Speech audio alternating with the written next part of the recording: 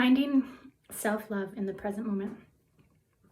I am speaking on the topic of finding self-love in the present moment. And just to give you a little bit of background about myself, I am Carrie Scott, and I never very fond about talking about myself. And I'll explain a little bit about that in a minute or two, but just to give you the gist, I'm a writer and a stay-at-home mom, and I have these opportunities to connect or to turn my awareness inward, and I receive these bundles of insight that I feel are gifts to be able to share. And so this particular topic that I want to talk about, it came as a big piece, a framework to help me understand what I was learning about the ego and soul continuum, I call it. So the way I see our ego and our soul is that it essentially is a circle, and we're moving our awareness from our ego self and our identity to our soul and back to our ego. And it's just, we can go any which way on that circle, and at any given time we are somewhere in that. We're really fully rooted in an ego identity, and we don't have awareness of our soul. We don't necessarily believe that there is a soul, and we are reacting to life as it's coming to us at any given time. It tends to be a place where we find we're a victim. We're a victim of what's our circumstances, and we don't really know how to get out of that circumstance and be any different than we are at that time. We just feel like that is the place we are at and forever determined to be. The second marker is the vital self. And the vital self is when we have that first glimpse of something within us or beyond us that is possibly our soul. Often this will happen with breath work, or when we start to pay more attention to our health, to our emotions. There's something usually that will sort of trigger this and sort of like crack us open a little bit in order for our soul to begin to shine through. And so the vital self is the beginning of our spiritual journey. And sometimes, we will just stay between the bodily self and the vital self and just sort of go back and forth depending on our trust levels. And or we can move forward onto the next marker, which I call the thinking self. And so now our awareness has shifted to more of a belief that there is a soul within us, some sort of inner being, a higher self. We're able to try and make that connection, try and form that connection with it, and we're curious about it. We want to know more. Often there can be doubt about this. We don't necessarily trust it as our intuition, but we're exploring the possibility of it now. The fourth self is the observer self, which is when we now are observing ourselves and the thoughts that we have. We're observing our reactions to things, and we understand that we now have the potential to create our reality. This is often associated with law of attraction, and we're taking responsibility. We're taking an active role now as beings and releasing the egos. We see where we're triggered. We're observing ourselves reacting to things and making different choices in order to not go down that road repeatedly. And we feel more aligned with our soul, with our soul self, more and more of the time. And the last step is the transcendent self, where we've fully moved into the experience of the soul. We are at harmony with our environment, we're at harmony with the people around us, we have accepted ourselves, our egos, and you experience that oneness, that transcendence, that enlightenment that we're looking to attain, and then you move back to the bodily self, and it's totally normal to be able to experience all of these in any given day, in any given hour, or to stay rooted in one for many years, and we can bounce back and forth between them. But it's strictly our awareness of ourself and our emotions and our thoughts at any given time that determines where we are going to be in that continuum. So the interesting thing that I've discovered with this Soul Self framework is that it can be specifically related to any aspect of our life. And so we can relate, there's different soul selves for our abundance, there's different soul selves for our grief, there's different soul selves for our, I need another example. And today we're gonna explore this in terms of the realm of self-love, and how when we're in a certain soul self, how that self-love will present itself in our experience, and help us sort of determine where we are at any given point in time. So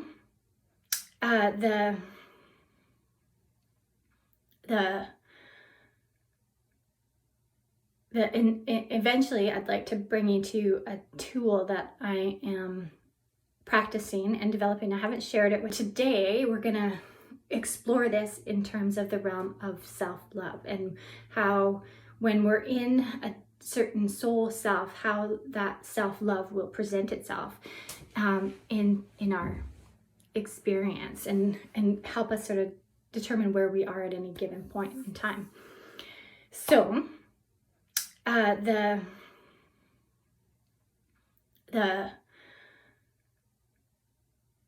eventually I'd like to bring you to a tool that I am practicing and developing. I haven't shared it with a group before, so it'll be interesting to see how you receive it and how well it goes.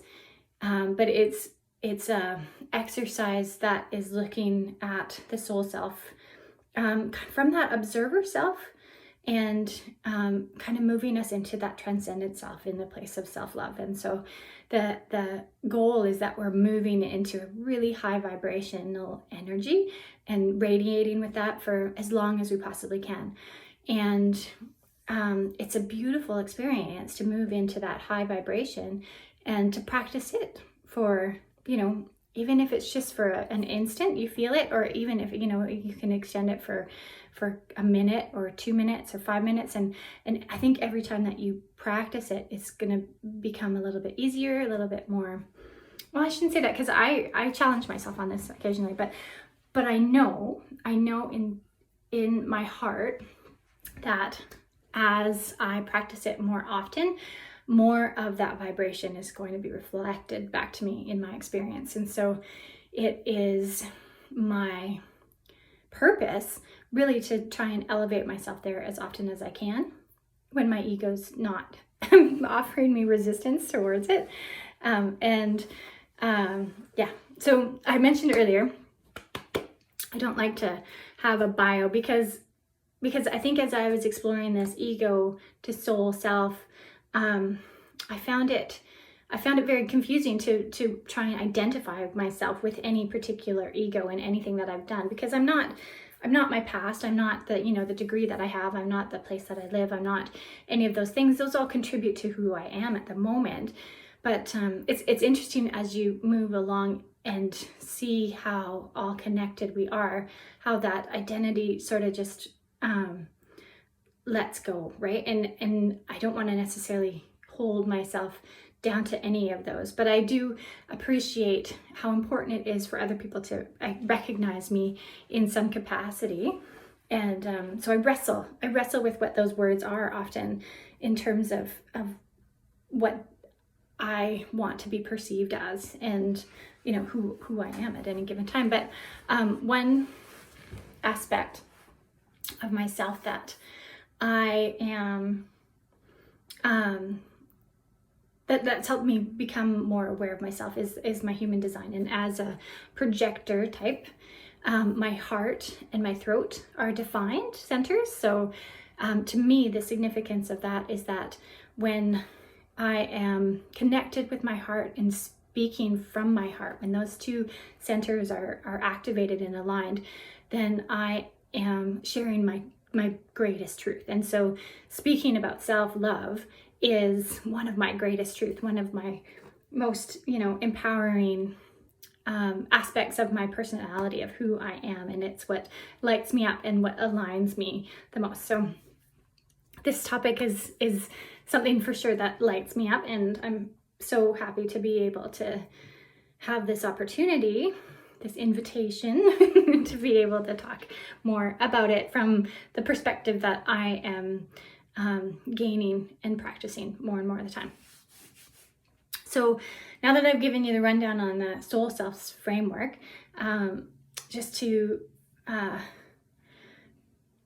ground us in our bodily selves, and in terms of what self-love looks like, there is practices that we do or can do and choose to do that are self-love practices, which can be often, you hear the sort of like hot bath with a glass of wine, and the music, the soft music, and the dim lighting, light a candle, and you create an environment around yourself to soothe yourself and give you that self-care and reflection.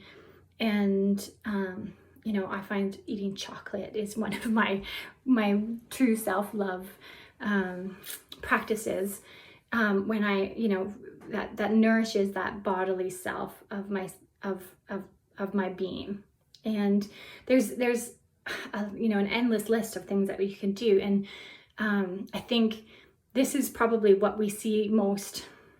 Well, I shouldn't say that, because it's all a reflection of where we are at any given time, but often this is what I see reflected back on social media and in the zeitgeist of what's going on, and it can often be criticized, I think, for taking time for ourselves. And so we question whether or not it's the right thing to do, and it enters a lot of doubt. And of course, that victim mentality really plays into whether or not we should be giving ourselves permission to take this time and do these activities and these practices. And so the bodily self-love is really fundamental in nurturing that part of ourselves and our ego. But I want you to know that there's many other practices going forward that are self-love practices that will be just as nourishing for other parts of ourselves, that we don't necessarily have to do those other ones. I mean, in this instance, I was thinking of lighting some incense, and of course I just got out of the shower, so I'm feeling relaxed, and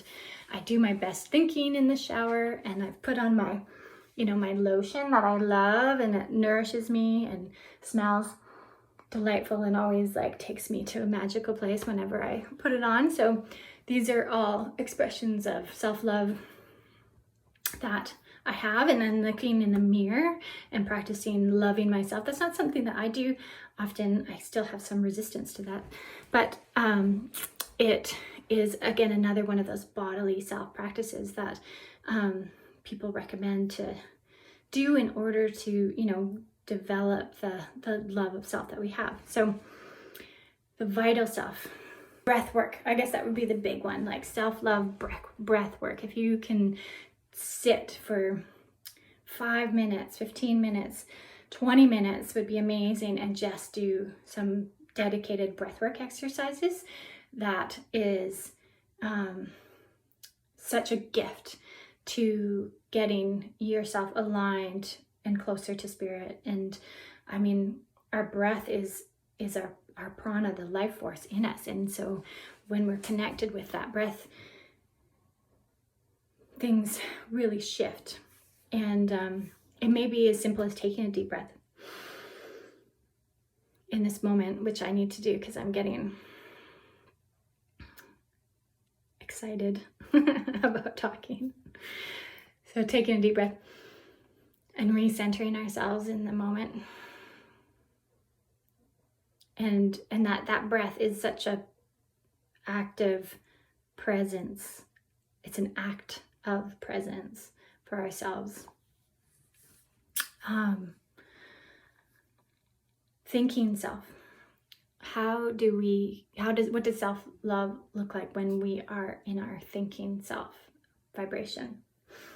It could be reading a book that we love. It could be doing an activity that we love, that brings us joy. It could be spending time with someone who makes us feel loved. And then we have our observer self.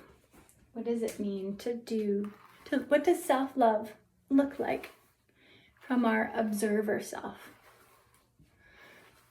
It looks like Kundalini yoga.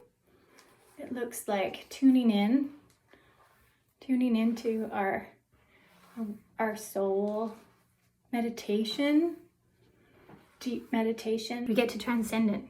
And I think when we're in that transcendent self, we are just embodying love. We're in that vibration of love. We're there. I mean, we are there. And it just feels good all the freaking time. Right? And it's not an energy that many of us practice maintaining, but it's the way that I discovered it was in writing my book that I'm working on right now, that, it feels like falling in love. And I realized that the person that I was in love with and that feeling that they brought me, I always associated it with them, and that I could only have it when they were present. And so when they were lost from my life, I didn't think that I could have that level of vibration again. But the gift is, and I should explain this at the beginning, I guess, is that because I was identifying this person as my twin flame, then it made sense that when I was connecting with my higher self, I was also connecting with their higher selves. Because if we share the same soul, then when I am aligned with my own soul, I'm also aligned with his soul, because it is the same soul. And so when I was with him in the physical reality, in person, and feeling that high vibration of love that we experienced, it only made sense that he was just reflecting the love that my higher self had for me back to me. And so now, instead of needing him to be present, I can go and find my higher self and find that love, that self-love that my higher self, my inner being, feels for me at any given time. And that was such an empowering discovery to be able to make, because all of a sudden I wasn't missing him because I was missing myself. And I can find myself because I'm here at any time, and I have access to that at any given time. And that was the most beautiful gift he possibly could have given me, is being able to recognize how powerful and how easily it is to be able to tap into that vibration whenever I choose. And the more I tap into that vibration, then the more it is going to be reflected back to me in the conversations that I have, the songs that I hear, the TV shows that I watch, the experiences that I have, the connection with nature, the butterflies and the hawks, and all of the interactions that I have at any given moment are going to be a reflection of that internal vibration that I'm vibrating at. And what an amazing power to have, to be able to know that when I choose to feel in a high vibration of love, when I love myself so well that it is just given back to me in every aspect of my life. And so when I'm in that observer self, generating a higher vibration of love into the transcendent self, then it all just becomes, everything around me just becomes love. It is a reflection. And that's essentially what law of attraction is to me, it's finding that vibration, and then more of the same comes towards it. It's like a magnet. So you are basically creating a self-love magnet, and you become, sticky with love, and everything comes to you with love when you practice it more and more of the time. Because we're always creating the next moment and the next moment and the next moment in this moment right now by what we're putting our focus on, by what we're putting our concentration on. So what does it mean to find self-love in the present moment? Well, I'm going to teach you an exercise that it's sort of adapted from an Abraham Hicks video. And I was listening to one day, and it just dawned on me, like, she so easily has that expression of love. An exercise that I am going to share with you is one where, like I said, we're moving from the observer self into sort of that transcendent self, and we hope to attain that high vibration of love. And I notice so often when I go to do this, I tell myself, I'm going to do this every morning. This is my practice. This is my purpose. I need to do this more and more of the time, to feel that more and more of the time. But there's a but. There's this ego of me that has resistance to it. And that ego is protecting me. It's trying so hard to protect me, my sweet ego. Thank you for always protecting me, even though I don't need to be protected from you or this exercise, because don't need to be protected from love. But I think that this ego has a bit of a fear of being replaced by this other vibration, which, fair enough, it should probably feel that way. But I want this ego to know, and this is sort of the beginning of my practice, is to acknowledge that this ego is there, and I love this ego that I have that's trying to protect me from what I don't need protecting from. And I'm just gonna, I'm gonna give that ego a big squeeze and give it some appreciation and say thank you and gratitude. And I'm just gonna set it aside for a little bit. And now making space to lower that resistance and practice the exercise as I'll describe next. So an important part of this exercise as well is being able to speak. So again, like I said, I'm connecting my heart and my throat and speaking it out loud. And so as the thoughts are coming into my mind, I'm choosing them and speaking them. And I'm choosing the words that have the highest vibration. And sometimes, moment by moment, they don't feel quite right. And so, I might speak them, but then I may backtrack and choose a different word and choose a different thought.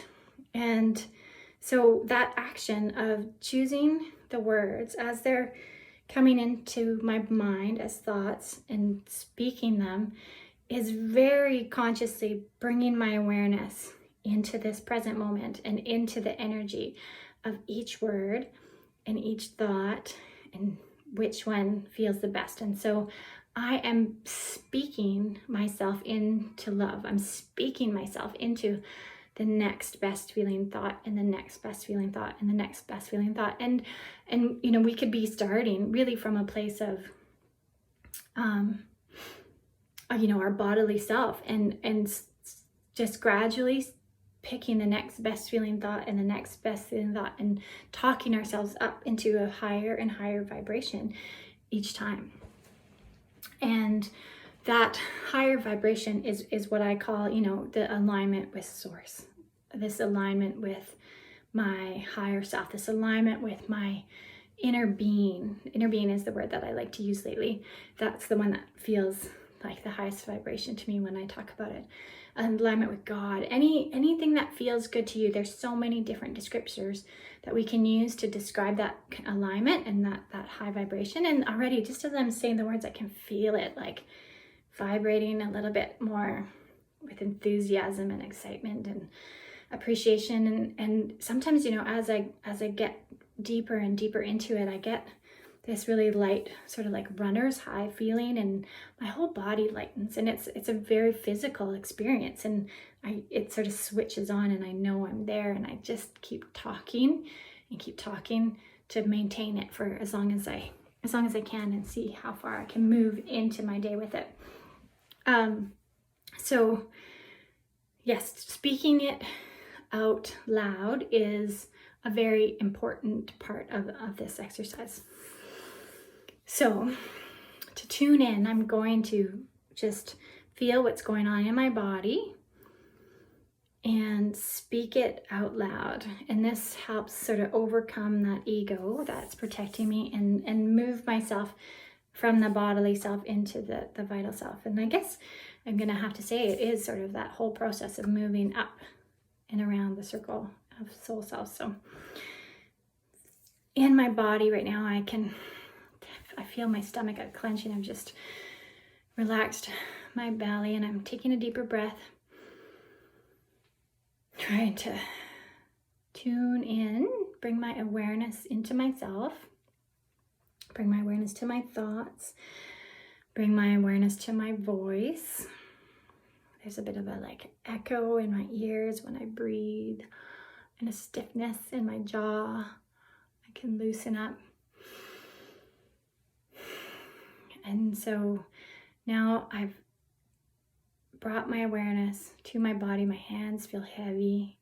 There's a heaviness to them that I don't often notice, kind of a squishy marshmallow energy. And now I'm going to just tune into my thoughts and see which thought feels best as I'm speaking it. And the words that Abraham Hicks used to inspire this exercise for me was, I love knowing that I have an inner being. And it's such an interesting concept, because when you say, I love having an inner being, sometimes you don't feel that, and you feel that resistance. And so I love knowing that I have an inner being is a way to sort of ease that conversation and spark that inspiration. So I love knowing that I have an inner being.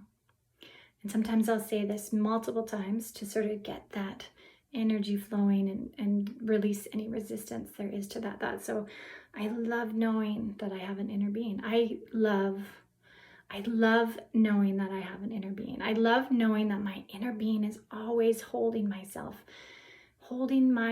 in a place of unconditional love. And I can return to that space anytime I choose to, because I love knowing that I have an inner being. And I love knowing that my inner being is always holding me in a place of alignment. And as I speak these words, I can move a little closer or a little farther away to that alignment at any given moment. And the words that I choose, moment by moment, can bring me closer to that alignment with my inner being and the unconditional love that it is always flowing to me, or it can move me a little bit further away. And so I'm just going to keep speaking and feeling into those words, and I'm going to express the next best feeling thought that I have. I love knowing that I have an inner being. I love knowing that I have an inner being. I love the sensation that I have in my body when I get into alignment with that inner being. I love knowing that I have an inner being. I love that my inner being is always holding me in a space of unconditional love. I love that unconditional love is available to me at any time. And I love giving unconditional love to people in my life. That experience of being so deeply in love with myself, with someone in my surroundings, and accepting them 120% as they are, and knowing that nobody needs to change anything about themselves at any given time, and that we are just thriving beings, figuring it out as we go, and completely compassionate for one another. That is a beautiful sensation to fall into, to slip into, and to give to others. And when I am aware of my inner being, I am tapping into that wellspring of unconditional love, and I can fill myself up with that unconditional love at any time, and then I can overflow with it and give that to other people and see that constantly reflected back to me and continuing to fill me up and overflow.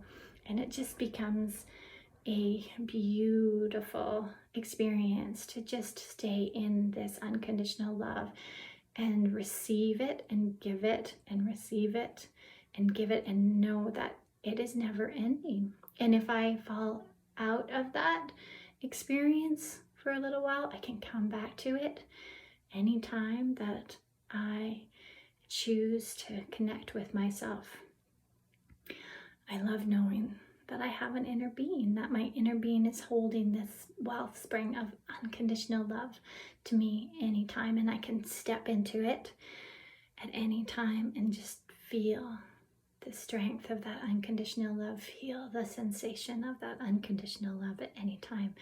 And I love knowing that it is my purpose to be able to tap into that wellspring of unconditional love and feel it flowing through every cell of my body, through every ounce of my being, and to radiate it and to overflow it into the people and the experiences that I have every day.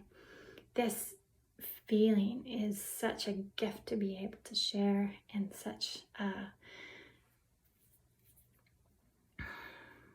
And then the resistance comes in and it's gone. But there it was, for those few moments, I was tapped completely into that inner being, self-love, and I could feel it. I could feel it in my arms. I could feel it in my body. And that is such a joy. It's such a joy to be able to share that. And my hope is that you'll be able to practice this and talk yourself into the present moment, into self-love, and just stay there, as long as you can, even if it's just for a split second or a minute or 10 minutes or 20 minutes, and then, a lifetime. Let's shoot for that, a lifetime of self-love that we're just experiencing and moving through. Thank you so much for listening. If you have any questions, please fire away, because I'm all ears and open to sharing this.